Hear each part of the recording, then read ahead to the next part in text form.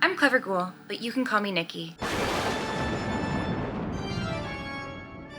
Welcome back to the channel. I've been browsing Anthropologie's Halloween section online and I saw that they had these Delft-inspired coasters. You get 4 of them for $38 and they're super cute, but I was thinking that one, I could make them cuter and I could make them for less money. So that's what we're doing this week. The most expensive part of this project is buying transfer paper and paint. Transfer paper from Sorall is going to cost around $15 and the paint's going to cost around $9 or $10. However, this would be a really great project to do with a group of people, like have a big crafting party would be a great use for that. The thing is that once you have the transfer paper, it is reusable up to a point, and you can make a ton of tiles or different projects with it. So, you know, it's up to you how you feel about this, but I wanted to be upfront about the cost before we get started. So with that being said, let's get into it.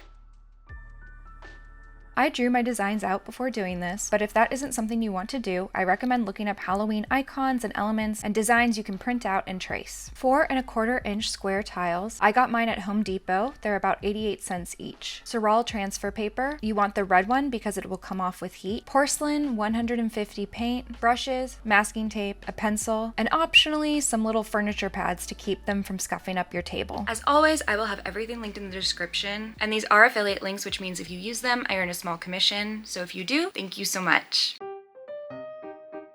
First, I drew everything out on my iPad. I like the original designs from Anthropologie, but I wanted to make them cuter. Once I was done drawing, I printed them out. If you do this at home, make sure to print in a scale that works with the tile size. I accidentally made mine 1/4 inch too large, so I had to do more work later. Place your tile down on the table, and then cut a piece of transfer paper to go over it. Make sure the bright red side is facing down. I used a little bit of masking tape to keep the transfer paper in place. Next, place your design on top of that. Line it up as best you can. This is why I said to print to the size of your tile. And like I said, mine were 1/4 inch too large. So I made some marks on the paper to see where I wanted it to line up. Then, using a pencil, I traced the design, starting with the bats first. Next, I placed my center design on the tile and traced it.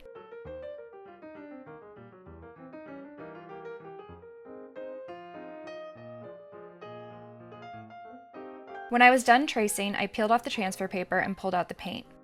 I used the smallest brush I had first, dipped it in the paint, and slowly outlined my center design first. I recommend working from the inside out so you don't smear any of your work.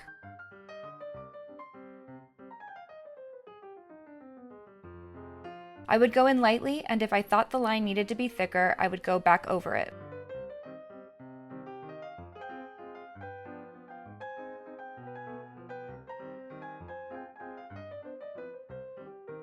When the center design was done, I started on the corner elements. With that same tiny brush, I would outline a bat, then with a slightly bigger brush, begin to fill in the bat. The best trick for this entire process is to go much slower than you think and work from the center out.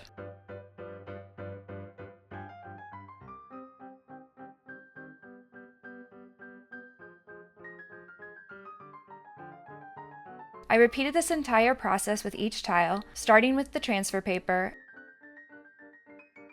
then painting on the elements. When they're done, leave them somewhere flat to air dry for 24 hours. After 24 hours, put them in a cold oven, set the temperature to 300 degrees Fahrenheit, and let them bake for 35 minutes. Then turn off the oven, and then leave them in the oven to cool down for several hours.